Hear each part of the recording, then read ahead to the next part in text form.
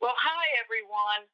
I know that the format this year for the Family Cafe is very different than what we've had in the past. And I am so glad that our team is able to be here, at least with you this way, and share with you some things that are going on at APD. You know, Lori Fahey and her entire team have worked so hard to bring this to you this year. So there's a lot that you can participate in, and I hope you will.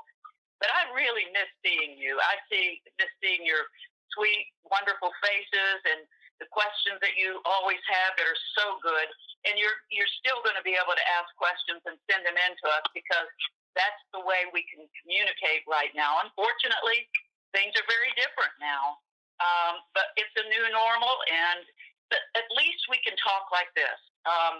So again, I really miss seeing you, and hopefully your loved ones are well, and you are well.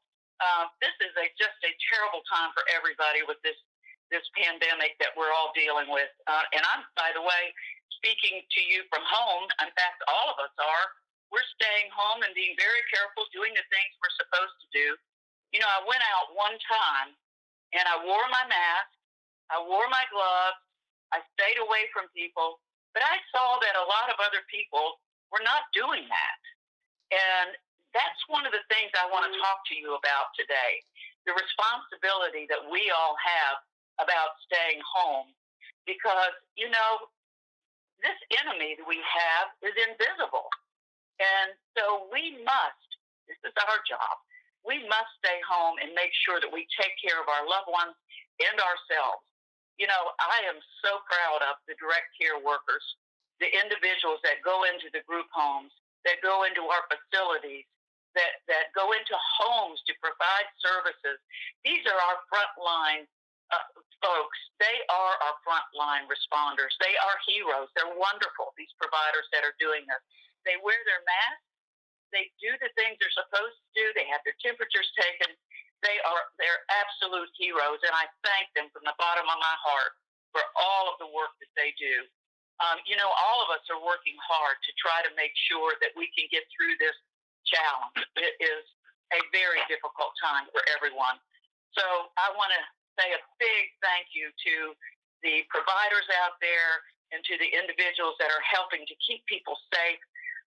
You know, we've had a busy year this way, by the way. Several months back, we celebrated Developmental Disabilities Day at the Capitol. And do you know that was only February? That's just so hard for me to believe. But we've had 2.5, 3 months of very difficult times, especially for families that are having to stay in, and especially for those that have not been able to see their families. And I know how hard that is because I have 3 grandchildren that I have not been able to see. And actually for a month before this even started. And my son, I'm not able to see them either. And it is so painful to not be able to see the ones you love. But I know that it is important for me to do my job. And my job right now, because I'm over 65 and I have an autoimmune disease, I can't go out. And a lot of you are in the same situation. So please remember that attitude is really important through all of this because we can't see this enemy. But today we're going to share with you some of the things that we have been doing at the agency that I think are really important to you. For example, Karen Hagan and LYNNE are going to share with you what we've been doing to protect our customers and providers that deal with the COVID terrible virus that's out there. DEBARDELEBEN and Tom Rice are going to talk with you about the QSI, as you know it, but it's now been changed to, and we call it Individual Comprehensive Assessment, or ICA, because it is so fantastic. They've done so much work, and it's going to be a much better assessment for all of you. MOTT is going to give you an update on how things are going with iConnect. I know a lot of you are wanting to ask questions and have asked questions. That's our client data management system that we've been spending several years on to get it ready for all of the providers to have a better and more efficient system, but more importantly, for you to be able to see information that you haven't been able to in the past. We still have a year or so to go on that, but we're making great progress, and you're going to hear about that. Stephanie Rogers is also going to talk with you about the resources that you have. You all know about them, but she's going to tell you more about the things that we've been doing to make them even better. So you're going to hear all about that. So right now, let me turn it over to Karen Hagan. I'll be back at the end to say a few things at the end, but Karen Hagan is going to now give you a status update on COVID-19 and the current challenges, and then she will turn it over to Lynn. So take it away, Karen. Thank you, Director. Hello, everyone. As the Director said, we're all being affected by COVID-19 in different ways. We're facing challenges we've never faced before and having to solve problems we've never had to solve before. As APD's Emergency Coordination Officer, I want to share with you what we've been doing to protect our consumers and providers. Every state agency like APD has representatives who come together at the State Emergency Operations Center in Tallahassee to coordinate and collaborate to solve the problems of Florida citizens. Working together proves essential to the survival of our clients, and our responsibility to you, all of our responsibility to you, our consumers, our providers, our families, and our staff. This public health emergency called upon us all to provide protections in a whole new way. APD has had 2 to 3 representatives of the State Emergency Operations Center every day since the inception of this event, which is well over 80 days ago. As issues are raised up from around the state, we work with our state agency partners like ACA and DCF and the Department of Health and the Department of Elder Affairs and the Department of Economic Opportunity and the Division of Emergency Management, etc., to solve problems. Education about the virus and precautions, about how to access PPE, the personal protective equipment that we've all heard about so much, and assisting our regional leadership and connecting with the local health departments and emergency management agencies has been critical in helping our consumers, our providers, our group homes, our waiver support coordinators, and our families get through these challenging times. I know you've heard a lot about PPE, about testing, about contact tracing. These 3 things are key to protecting ourselves and those we care about and care for. And they will continue to be critically important in the days, weeks, and even months to come. As you know, the state, our nation, the world has suffered with the scarcity of PPE. And when we speak about that, I'm really talking about masks, gloves, and face shields. When everyone was needing PPE, the Department of Health and Emergency Management were able to supply, even locally, and for every county, those who needed it the most. Now, thankfully, PPE is again available in the marketplace. And we need to stay the course and continue to wear masks to protect ourselves and those we care about. The good news is that masks work. Testing has been a top priority for our governor, for the Surgeon General, for the rest of our state leaders. Over 900,000 tests have been performed in Florida, and testing will continue throughout our state. At this time, the positivity rate from these tests overall is less than 4%, which is good news. The availability and conduction of tests has touched us all. We have drive-through and walk-up testing sites throughout the state of Florida, and the location of these public test sites can be found on the APD or the Department of Health websites in the COVID-19 section. Our APD website has a lot of wonderful information about COVID-19, and I would encourage you to check that out.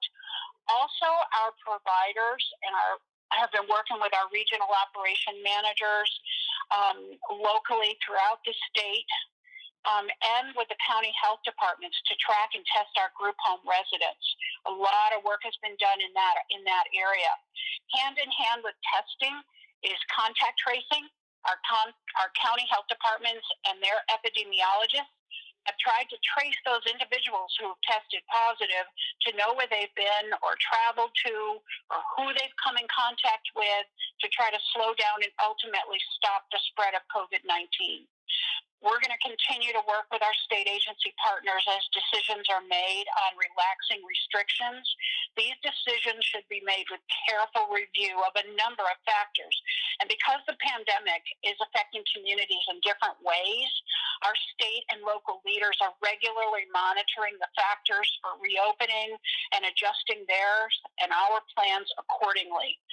Staying the course, as the director said, wearing masks, getting tested, practicing social distancing, washing our hands, staying home as much as possible continues to be our best defense against COVID-19. And our APD team remains diligent, and we will stay the course alongside of you. And with that, I will turn it over to LYNNE, our Chief of Provider Supports. Thank you so much, Karen. It is so great to be able to talk with all of you today. And I really just wanted to expand on some of the information that Karen has provided to you and talk to you more specifically about some of the agency's activities as it relates to COVID-19. This pandemic has affected each one of us on a very personal basis, the way we live our lives, the way that we conduct our work activities. And I just wanted to assure you that all of us at the agency realize beyond how you're dealing with the pandemic on a personal basis, just how especially hard it is for those of you who have family members who may live in an APD licensed home and you've not been able to visit them, or perhaps you have family members who live at home with you, but their daily routine has been completely disrupted. They've not been able to go to their ADT program. They've not been able to go out with their companion provider and do fun activities. Perhaps they're still in school and school was closed early. And so their routine has been completely disrupted. Early on in the pandemic, APD and the Agency for Healthcare Administration have worked very closely together to look at the ways that we as state agencies could lessen the impact that this pandemic causes. We knew right off that there would be a lot of impact on the providers in the way that they typically render services and how those can be rendered, while at the same time making sure that we keep people safe. And we also knew that providers would be financially impacted because some of their programs have had to close down, or it has not been safe for them to render services as they normally have. So early in the process, the agency, along with the Agency for Healthcare Administration, requested flexibilities in some of our waiver services through the Centers for Medicare and Medicaid Services. And just wanted to talk to you a little bit about some of those flexibilities and how those impact the providers. Those flexibilities include how services are rendered and where services are rendered. And one of the most important flexibility was that providers of certain services, such as adult day training and residential habilitation, have been able to receive retainer payments, which allow the provider to keep their employees home so they don't have to worry about being without a job, while getting income coming into these provider organizations. And that has been so beneficial for their purposes. One of the other flexibilities is also that certain services, your therapy services, your OT/PT speech, specialized mental health counseling, and behavior analysis services are able to be rendered via telemedicine, meaning that the person can still receive these much-needed services while the therapist is rendering those services in a safe manner via phone and video. So that has been very helpful as well. The director had talked about our providers and really how they've been impacted through this process and that they are heroes, and that is very true. And when we look at our group home operators especially, they have very challenging jobs because they have ultimate responsibility for keeping people safe, and they've really done an amazing job. APD has provided guidance to our providers consistent with the guidance of the Centers for Disease Control. the Department of Health, and guidance from the governor's office. And of course, one of those guidances is that at the present time, for people that are living in our licensed home, we are unable to allow visitors into the home. That's consistent with how nursing homes and assisted living facilities also are impacted currently. And we realize that that is so hard for each of you who really want to have an opportunity to visit with your family members. And we also know that given the people we serve, it may be difficult for them to understand why it is not possible for you to visit during this time. We've worked closely with the group homes to come up with creative ways to keep that contact going, whether it's phone calls or video conferencing with you. And just know that as an agency, we recognize how challenging that is. The governor's office recognizes that. And as soon as it is safe for those visits to reoccur, we will make sure that our providers know that and that you know that so that you can continue that process. And that is so critically important. We've also started working with developing some protocols for our providers so that when those visit restrictions can be lifted, those visits can occur in a safe manner. As you can imagine, as we've seen businesses starting to open up, I'm sure if you've been able to get out from your home, you might see that we've got restaurants opening up, some stores are opening up.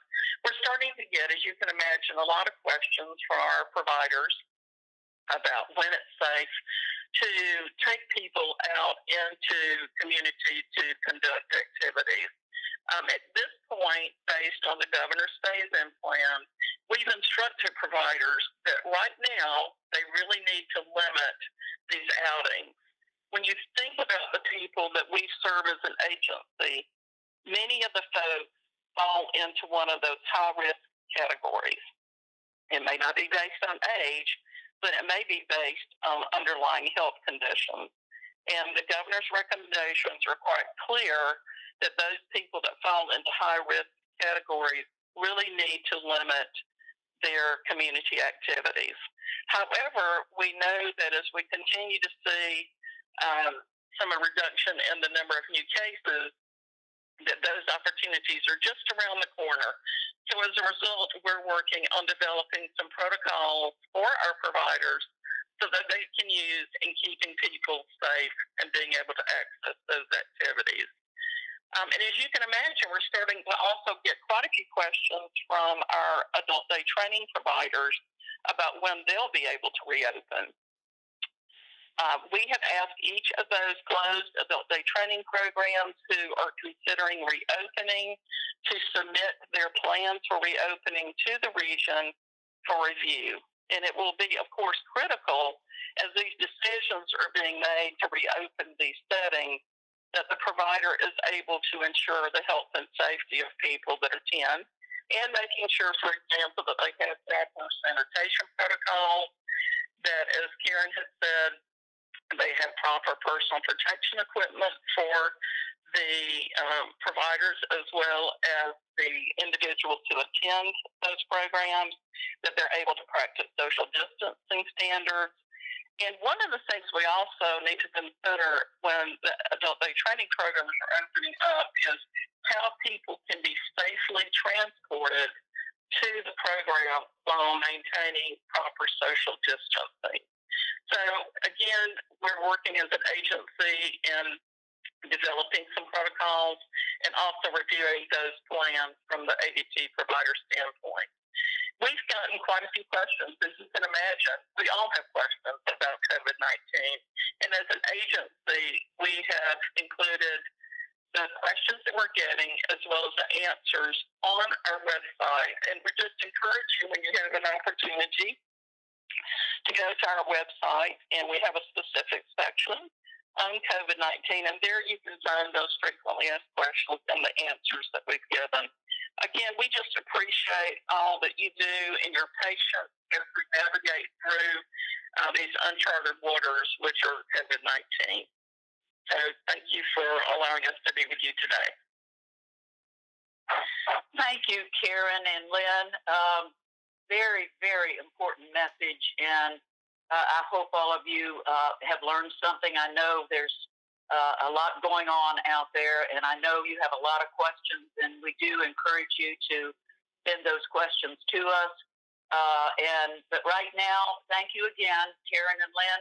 Tom Rice and Ed DeBardeleben are going to talk with you about the individual comprehensive assessment, which the agency's been working very hard in the last year or so to do this. So, Tom, you want to give them an overview, you and Ed?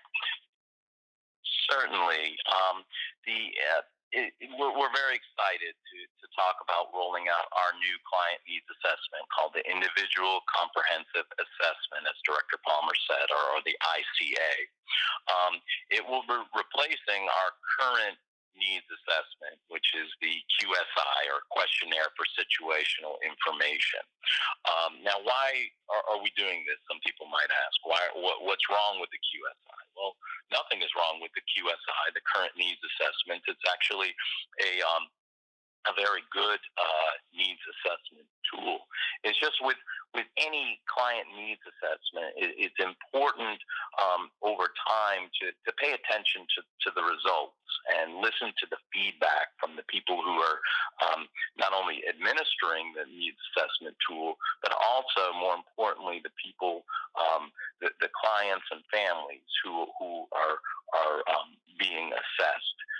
We just need to ensure that the tool is really measuring everything we need to know about an individual and their specific needs. And so that's what we did. With several years of experience with the QSI under our belts, we were able to pay attention to what kinds of things that we felt could be improved with the needs assessment tool. And I feel very confident that the ICA, the Individual Comprehensive Assessment, is going to allow us to capture much more information about each client's needs in terms of their behavioral needs, their health needs, their physical needs. One of the benefits of the ICA, it actually, for the very first time, really captures a lot of good detailed information about caregivers. So we can, have information about the age, the health status of caregivers that will help us in planning for future needs of individuals. Now, the specific purposes of the ICA, because it does provide us with a great deal more information than the QSI, it will allow us to achieve certain purposes. First off, we really will allow us to identify all the support that a person would need to allow them to remain living in the community. At some point in the future, it will allow us to use the information about an individual's needs for resource allocation. When budgets are being established, it will be those budgets will be aligned with what an individual's support needs are. It will provide APD with alerts if there are certain areas that it is determined that there's a risk of harm to the individual. APD will automatically be alerted about those issues for subsequent follow-up. It'll also assess a person's level of social integration. Our goal is really to make sure individuals are not just in the community, but are actually a part of the community, and really looking at what their level of involvement in the community is, which is very important. And finally, it'll allow us to aggregate data, to look at data on a statewide basis that will help us in planning. So we'll know what's coming down the road in terms of the needs of our clients, aging caregivers, etc. So that's also a very important component of the ICA that will allow us to do that. At this point, I'd like to turn it over to Ed DEBARDELEBEN. Ed is our bureau chief of our quality management section, and Ed's going to give a little bit more detail about the tool and how we're going to be rolling it out. I'll turn it over to you now, Ed. Thank you, Tom. As you heard, we have been working diligently on enhancing the assessment process. And one of the things that's really nice about this new tool is that it will be automated, and it will help us to get live data on the assessment results, and will enable us to communicate to those individuals who need to follow up on the alerts that may have been identified, as well as help in support planning. In addition to the tool being automated, we have a consultant working with us who helped us in the area of instructional design to develop training and certification of APD staff to administer the tool. And during the months of June, July, the assessors that we have, who are currently QSI assessors, will be going through training and certification to administer the new tool. It's important to note that only those individuals who have successfully passed the certification will be eligible to administer the individual comprehensive assessment tool. After the conclusion of the assessment, that is the training and certification, depending upon the pandemic being lifted, the assessors will be going out and doing assessments of over 1,000 individuals throughout the state to look at the iterator reliability and making sure that the test or assessment is doing what it's intended to do.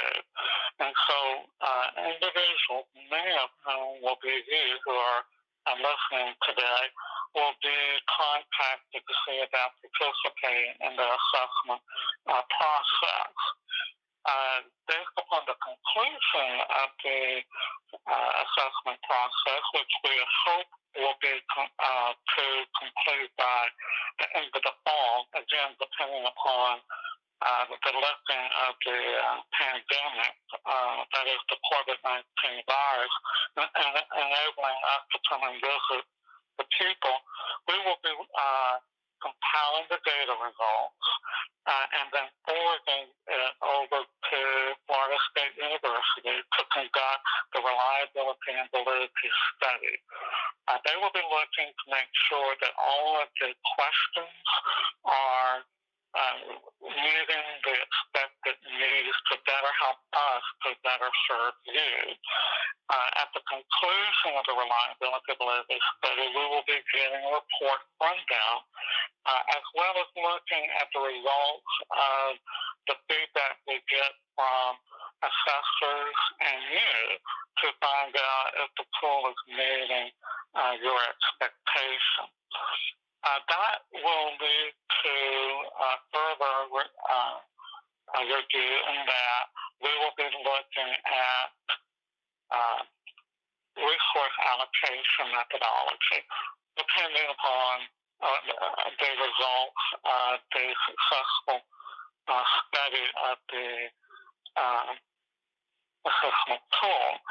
Our goal is that we will be implementing the new tool in 2022, depending upon the results of the study and so forth. So that's basically the summary of the implementation of the individualized comprehensive assessment tool. Thank you. Well, thank you, Tom and Ed. I just want to say one thing. Probably of all the things that we do in this agency, and we do a lot of things to provide services for the individuals, to you and your loved ones, But this is probably the single most important thing. And the reason is because it's the foundation, the absolute foundation that assesses each individual person's needs. It's not about throwing everybody into a bucket and treating everybody the same.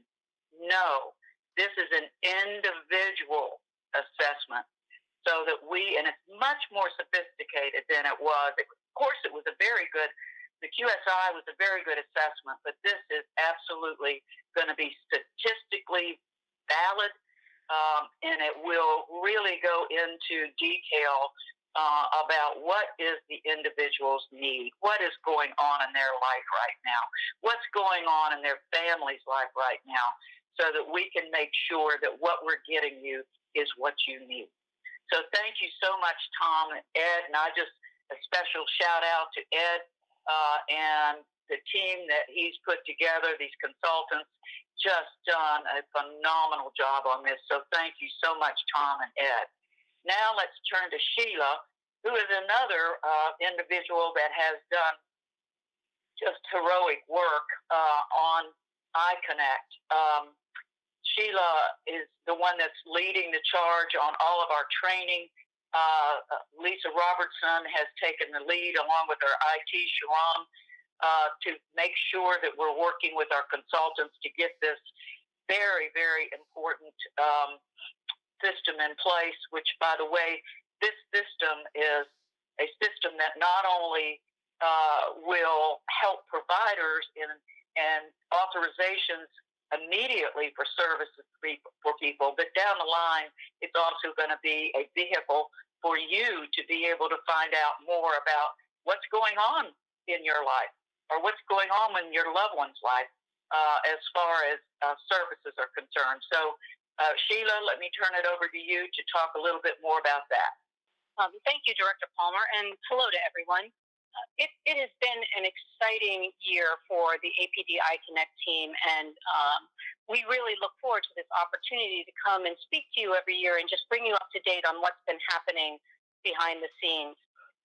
This year has shown a lot of activity and things that you'll be able to or you might hear about from your support coordinators, your providers in the near future, are things like the waiver support coordinators will be starting to do your person-centered support plan in APD iConnect. And so that's where all of your information will be stored and shared with the providers that provide your services and supports.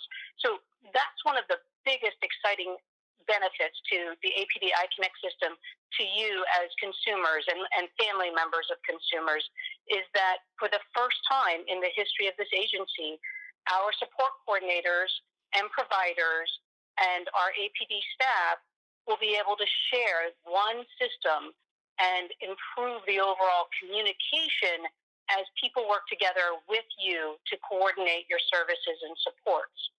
And as you know, that person-centered support plan, that is the hub for you in terms of driving all of your services and supports. So we're very excited to be bringing that online.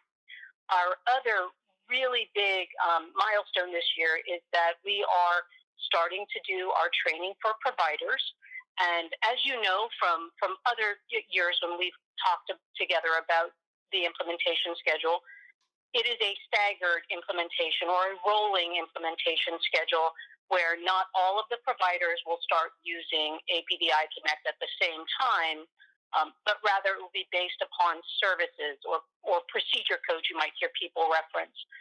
The services that have been identified for implementation this year are respite services and personal support services.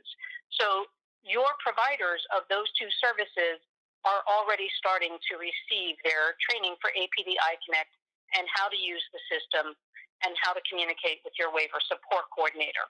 And that has been a very exciting event for us and our training team. And one of the changes that we did have to make this year based upon the COVID-19 pandemic is we did go ahead and change to a virtual training platform. And so we're not able to do it face-to-face with the providers, but I can share with you that we are getting some good responses from the providers. They're excited about this system. They want to learn more about this system. And you'll probably hear them talking about it as they start to use APD iConnect. The primary reason that we identified respite and personal supports as the services to start with in APD iConnect is that we are also going to, later this year, implement electronic visit verification. We call it EVV for short. And what electronic visit verification does is the person who comes out to see you, they will log into a system to note geographically where they are using the GPS on their device, a smartphone, a tablet, a laptop.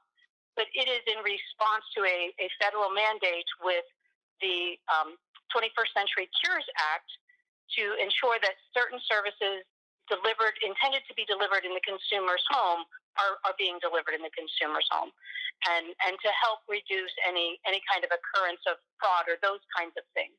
So that is being implemented this year, and our respite and personal supports providers will begin using our APD iConnect EVV or electronic visit verification system starting later this year. And again, that's just very exciting for us. And so far, the providers are also looking forward to using it. In the future, we'll be rolling out for additional services next year. But these are the services that are identified for this year. And again, we just wanted to share that with you because you may hear your support coordinators or your providers talking about it. And we do have information available on our iConnect page on our website. So I encourage all individuals and their family members to go ahead and check that out because there's always updates being added to that. And Director, in a nutshell, that's where we are with APD iConnect. Well, Sheila, just take another minute if you would, because I think that one of the things that you didn't mention, and I think it's important, and that is that we have another group of heroes out there, and that's our waiver support coordinators, which, quite frankly, have already gone through this training and are on the front lines out there, making sure everybody is okay. And let me just make this one other comment. For providers out there that are listening, I feel your pain when it comes to learning a new IT system. I'm telling you, since I've had to work from home, I've had to learn, I can't tell you how much IT. I mean, getting online with Teams, with SharePoint, with this, with that, when my computer goes down and all of this, it is so hard for some people. For some people, it's very easy, but for other people, it's hard. So I understand change, especially changing with technology, is hard, but it will be worth it.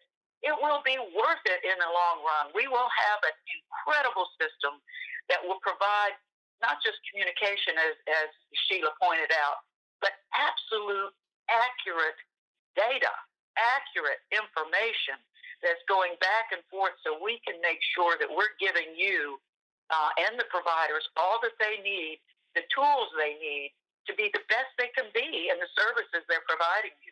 But Sheila, if you just mention just a little bit about the WSCs, because they went through a lot of training. Yes, they did. Actually, the waiver support coordinators have had multiple in-person sessions as we've introduced newer functionalities and in preparing them for every new edition that goes online with APD iConnect. And they are very responsive to all of the things. They can see the potential that APD iConnect will bring for them.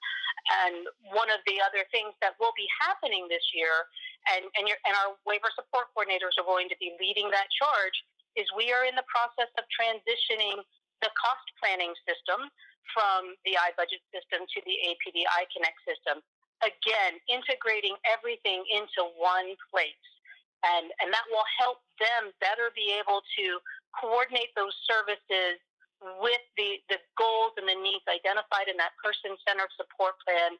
They will also become, as we start introducing providers into using APD iConnect, I'm sure that they'll be working closely with those providers as folks get used to that transition. So what we're doing, and again with the support coordinators kind of leading that charge for us, is we are tightening that circle of supports for the individuals that we all mutually serve, and bringing everyone together into this one hub of information and data. And as you said, just being able to provide accurate data and what providers and support coordinators and you, the individuals and the families, what you all need. It's just so exciting for us. And so, yes, we thank our waiver support coordinators for all that they've done so far to help us get ready to bring the providers on board, and are just looking forward to seeing how the relationships among support coordinators, providers, and the individuals and their families just evolves from this. Well, thank you so much, Sheila. This is Barbara again. I really see all of us, and I mean each one of you that's listening, and that includes providers, our APD staff, the individuals we serve, their families. We're one family. We're one big family. And what we're trying to do is to give you all the tools that you're going to need to be able to thrive in your life. That's what all of this is about. It's not just about getting through the day. It's not just about, giving you services. It's about giving you opportunity to be the best you can be. And that's what we're trying to do every day. And so thank you, Sheila, and everyone that's spoken so far. But now Stephanie is going to talk with you about, I know you know about the resource directory, and you probably know about the other tools that we have, but I'm going to let Stephanie, please, she's the one that keeps everything up to date. So Stephanie, if you would please talk to people about these very important resources that we have. Absolutely. Hello, everyone. Today I'd like to share with you 2 web-based tools that our agency created in hopes of helping individuals and families with researching state programs, as well as connect them with resources in their local communities. You can find the links to these 2 databases on our agency's website at apdcares.org. If you scroll down to about center of the home page, you'll find 2 quick link boxes for our Florida Navigator and our Community Resource Directory. The Florida Navigator was designed to assist families with researching government programs available through the state of Florida and include information from our sister agencies, such as the Agency for Healthcare Administration, the Department of Children and Families, Department of Education, Department of Elder Affairs, Department of Health, Transportation, as well as our agency. This web-based tool was designed with a lifespan approach to allow users to sort through the programs by life stages. We have 4 life stages in the Florida Navigator. We have early years for programs for children under the age of 3, school years for programs for students ages 4 to 21, work and family years for programs for individuals ages 22 to 59, and retirement years for programs for individuals over the age of 60. When you use the Florida Navigator, the search results provides you with the program name, the agency responsible for oversight for that program, eligibility requirements, program costs, a direct link to the agency's website with additional details for that program, and an agency contact telephone number. We also wanted to provide users with an opportunity to connect with a peer or a family experiencing a similar journey. So we partnered with our Family Care Councils, which is a group of governor-appointed volunteers who serve as advisors for our agency, as well as provide outreach and information to individuals with developmental disabilities and their families. They are a very knowledgeable group and would be able to help families with understanding some of the various state programs. You can submit your contact information on the Florida Navigator homepage, and a Family Care Council representative from your local community will contact you. The second database that we have is called our Community Resource Directory. This directory is created to help individuals to connect individuals to organizations that provide services within their local communities. These are programs such as community respite programs, medical equipment training organizations, parent and advocacy training groups, accessible sports, recreational programs, dental programs, so much more. There's so many organizations within our local communities that provide such great services. You can search by county, or you can search for a resource within a certain distance from your zip code by using a zip code feature. The directory also has a number of statewide and national resources. The search results provides you with a description of the program, an age range for services provided, contact information, a website, and a Google map, which allows you to input your home address and get driving directions to the program location. The community resource directory also allows users and organizations to contribute resources to the directory. So if you know of a helpful organization in your community and notice it's not on our directory, please let us know. Click that Submit a New Resource button at the top of the page, and we will contact the organization to learn more about that program. The directory also features an events calendar, which allows organizations to post information about various events held throughout the state, such as local job fairs, food distribution events, statewide and national training opportunities, and social events such as the Tim Tebow's Night to Shine. So we encourage you to stop by our homepage. Again, it's apdcares.org. Scroll down to the center, and there you will find the two quick link boxes for the Florida Navigator and the Community Resource Directory. Thank you, Stephanie. We appreciate it. And, Stephanie does a lot of work to keep this thing current because things are changing constantly. But we want to make sure that you have the latest information. And one of the things that I think especially the resource directory does is it provides you an opportunity to see resources that are in your area. And then once this pandemic is lifted, it also gives you resources if you want to go visit some other area of the state, and it will tell you what resources are available in those areas. So these are very, very important areas where you can get information about the state and also about resources that are directly for you. So thank you so much, Stephanie, for all the work that you do. So thank everyone that was involved in all of this. And before I close out, I'd like to ask Zoe, who is our Deputy Communications Director, if she would please tell people where they can send their questions. I know that you have questions.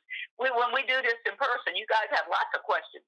And actually, that's my favorite part because that's the way I learn about what you want and what you need and what you care about. So I really hope that you will send in questions. So Zoe, will you please tell them where they can send those questions? Certainly. If you have a question for us, please email apd.info@apdcares.org. Again, that's apd.info@apdcares.org. And if you'd like to learn more about APD, you can visit our website, apdcares.org. We also, as was mentioned before, we have a good section about our efforts for COVID-19. But if you have a specific question, you can email that email address. Okay, well, thank you all so much for listening. We have, by the way, many other presentations at Family Cafe. And I want to again thank Lori Fahey and the entire board and team for continuing to put all this together. We have a lot of APD folks that are going to be doing other presentations.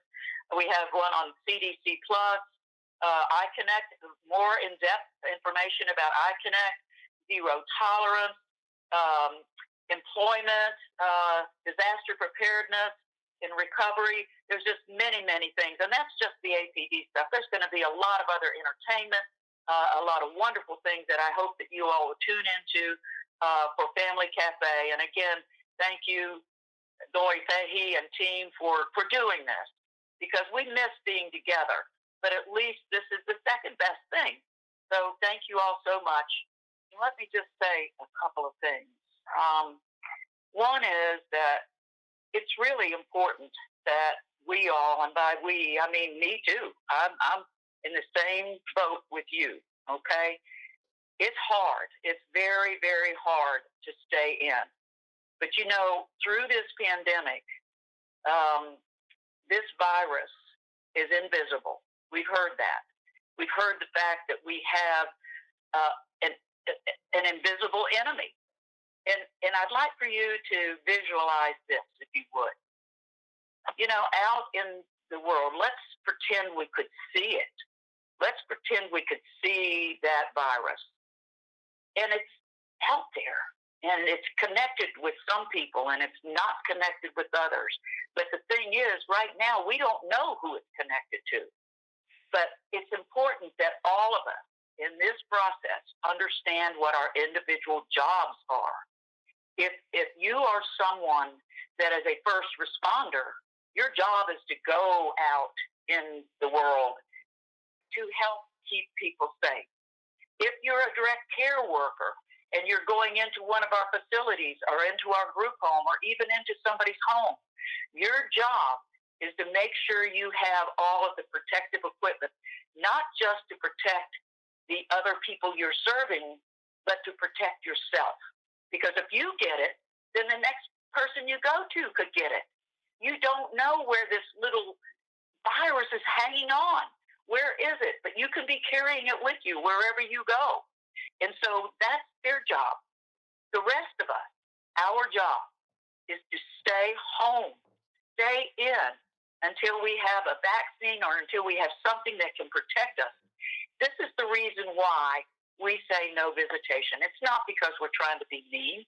It's because if one person goes out or one person comes in to visit, it can affect every single person in that home, the people working there as well as the other people. So it's important that we each know what our jobs are and that we do what we need to do. So with that, I just a couple of things. The one area that I think is probably very hard for some of you, and that is those of you that actually do have jobs. You have jobs out there and you're not allowed to go do it. And I'm so sorry about that. The day will come when you'll be able to do that. It's just not right now. So we all have to have the right attitude. We have to have attitude is everything. And I mean everything in life. Even without this horrible virus, attitude is what drives our day. You know, whether we're going to be in a good attitude, a bad attitude, or whatever. And everybody around you is affected by the attitude you have. So we all have a responsibility to have the right attitude. And I'm going to read something that someone just gave me from W.C. Fields. I don't know if all of you know who he is, but those of you that are in my generation, we certainly do. But he's a wise and very funny man, but very wise. He said, attitude is more important than the past, than education, than money, than circumstances, than what people do or say. It is more important than appearance, giftedness, or skill. I totally agree with him. And let me leave with my very favorite quote that I use many times, that is from Robert Schuller. I don't know if you all know him, but tough times don't last, but tough people do. We all are responsible right now to be tough, hang in here, do what our jobs are, and stay the course. Stay the course. This virus is not gone. God bless you all. We love you. Stay safe.